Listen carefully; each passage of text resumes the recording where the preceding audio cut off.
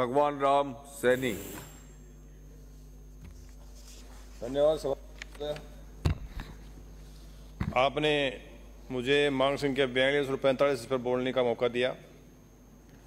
महोदय, मेरे विधानसभा क्षेत्र उदौरवाटी में सिंचाई के लिए हमारे पहले काठली नदी होती थी, जिसमें अरावली पहाड़ का पानी आता था और उससे हमारा पूरे झुंझुनू जिले का वाटर स्तर उससे बढ़ता था। कुछ दिन पहले 10-20 साल पहले पोंक बांध लग गया, मंडावरा लग गया, छापोली लग गया, तो उसमें पानी कम हो गया। उसके बाद में थोड़ी बहुत आशा थी, वो सिर्फ हमारे मनसा माता का मंदिर में जो मनसा माता का जो पहाड़ है उसका पानी, इसके साथ कोटड़ी और खंडेला का जो नदियों का पानी आता था उसका पानी, अब दोनों जगह वो भी बांध लग गए। उसके बाद में अब कोई आशा नहीं है कि हमारी उस काटली नदी में कोई पानी आए, और उससे झुंझुनू जिले, उदौरवाटी और झुंझुनू जिले में पानी का जल स्तर ऊपर आने की कोई उम्मीद नहीं है।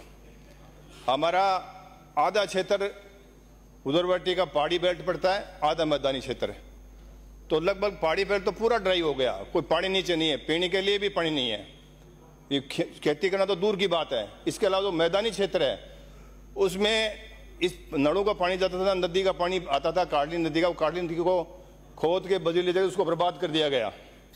इसके बाद अब अपने यमुनानगर नदी के पानी के लिए हमारे जिले में उदौरवाटी में आज भी आंदोलन हो रहे हैं, पहले भी धरने हुए हैं जिले लेवल पर।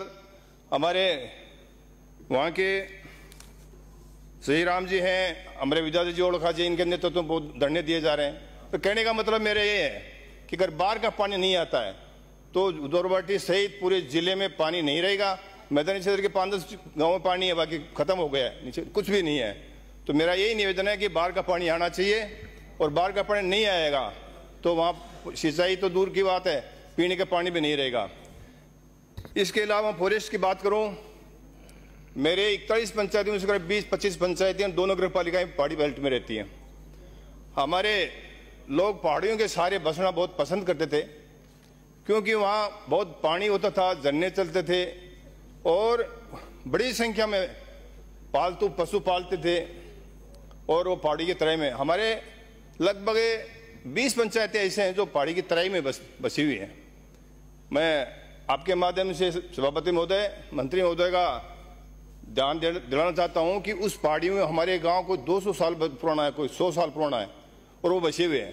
तो कई तो 40-50 साल पहले तो शायद सरपंच या जो होते थे उनको पट्टे दे दिया करते थे। अब जाकर के लोगों को पट्टे जारी नहीं हो रहे हैं कि वो फॉरेस्ट में आ गए, वो उनको पता नहीं था उस फॉरेस्ट में। तो मेरा निवेदन है कि जो वो गांव जो 100 साल पुराने बसे हुए हैं, जो आबादी 50 साल पुरानी बची हुई है, तो उन लोगों को जो गांव में है उनको पट्टे जारी किए जाएं। और जो मैदानी क्षेत्र है वो लोग पहाड़ थे नहीं, तो वो लोग अपने जो जमीन पड़ी हुई थी, जोड़ की थी या चारागाह थी, तो उसमें बस के गांव बसे हुए हैं, वो भी बहुत पुराने बसे हुए हैं। तो मेरा निवेदन है कि पुरानी आबादी को देख करके उसमें पट्टे जारी किए जाएं। अब हालात ये हो गए कि अब पानी सूख गया, पहाड़ों में बस गए, और पशुओं के लिए पानी नहीं है। अब 12 महीने दोपहर से वहाँ पे ये कि हमारे वो आ गया अपने कंजर्वेशन अभ्यारण्य खुल गया। बहुत खुश हुए मैं कि भाई बहुत शानदार होटलें खुलेंगे, पता नहीं रोजगार मिलेगा और बहुत बड़े हमारे विकास होगा गांव का। अब हमारे साथ जो अन्याय हुआ मैं बयां करना चाहता हूं। होता क्या है कि उस जंगल में पैंथर लाके छोड़ दिए जाते हैं। वो पैंथर हम पशु पालते थे, उसमें जाते थे, पहले तो हमारी बकरियों को उनको खाने लग गए, उनको हमने खा गए तो उनको कुछ को बेचा, कुछ को हमको घर पे बांधी, तो घर पे भी नहीं छोड़ा, घर पे खाने लग गए। हालात ये हो गए कि वहाँ बहुत सारे बंदरों के झुंड रहते थे, मोर रहते थे, और पालतू ये अपने जंगली सूर रहते थे। और अब जब वो खाने लग गए उनको, तो वो सारे वो मोर नीचे आ गए हमारे किसानों के खेतों में, फिर वो बंदर भी आ गए, वो भी हमारी फसल को बर्बाद करने लगे। इसके बाद में वो बच्चे के सूर भी आ गए, वो भी फसल को बर्बाद करने लग गए। हमारे पालतू जानवरों को खा गया, पशुओं को खा गया, ऊपर से जंगली जानवर वो सारे नीचे आ गए। और किसानों को खेत बर्बाद करने लग गए। अब हम जाएं कहाँ? अब हालात इतने गंभीर हैं कि हम कहाँ जाएं? और तो और अगर कोई नील गाय और कोई सूर मर गया खेत में किसान के, तो बड़ी टीम आती है, डॉक्टर आते हैं, पुलिस आती है और हमारे खिलाफ मुकदमे दर्ज किए जाते हैं। और अब हमारी बकरियों को वो जंगली जानवर पालतू पशु घर आके खा जाते हैं, उनका कोई हालत कोई पूछता नहीं है। मतलब हमारे तो खिलाफ मुकदमे दर्ज होते हैं और उनके हमारे घर में आके पशु खाते हैं, उनके खिलाफ कुछ नहीं होता। तो उनके खिलाफ भी मुकदमे दर्ज होने चाहिए। फॉरेस्ट वालों को बोलो कि वो अपनी जानों को वहां जंगल में रखें।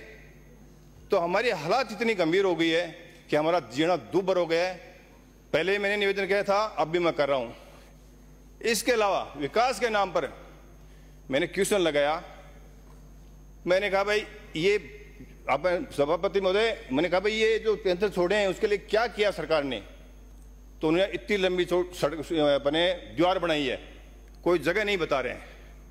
और इतनी जगह में हमने पेड़ लगाए हैं, जगह नहीं बता रहे हैं। और मैं ये भी कहना चाह रहा हूं कि आपके अधिकारी या अपने अधिकारी जवाब सही नहीं दे रहे हैं, वो सही जवाब देने के लिए पाबंद करो, गलत देता उसके खिलाफ कार्रवाई करो। तो हालात इतने बहुत क्योंकि वो उधरवाटी की इतनी दशा खराब हो गई है जिसकी मैं कल्पना नहीं कर सकता हूं। साथ ही किसान, हमारे छोटी छोटी पहाड़ियां हैं गाँव में, किसान के खेत में भी पत्थर हैं और वो पत्थर निकाल के किसान अपने काम में लेता है, उसके खिलाफ मुकदमे दर्ज हो रहे हैं। और छोटे छोटे उनके जो आवास है वो अंदर जंगल पहाड़ी बेल्ट में आते हैं, तो उनके रस्ते बंद कर दिए जाते हैं। तो हमारे 15-15 साल के बच्चों के मुकदमे लगे। और इसके साथ में मैं आपको कहना चाह रहा हूं कि हमारे पहाड़ों में जैसे मनसा माता बहुत बड़ा मंदिर है, माड़ का मंदिर है, हमारे कदम कुंड छापोली में, तो वहाँ हम जो काम करते हैं वहाँ जैसे कोई छोटी मोटी रोड बनाते हैं तो वो नहीं बनने देते हैं। अच्छी हकीकत ही है, आपके फॉरेस्ट के अधिकारियों के पेटे जंगल, वो जंगल सुरक्षित नहीं है। हमारे लोगों की आस्था है कि हम जो मंदिर होता है तो हमारे लोग वहाँ पेड़ नहीं काटते हैं, हमारे लोग उनकी रक्षा करते हैं। और उल्टा आप जब हम काम करते हैं वहाँ कोई सड़का करते हैं, कोई कुछ करते हैं, तो जैसे छापोली में सरपंच अपने कदम कुंड पे रोड बना रहा था, नहीं बनाने दी।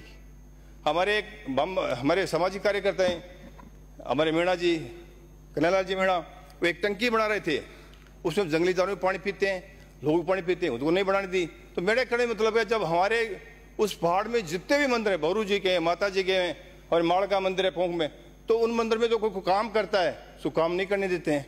तो इतनी हालात इतनी खराब है।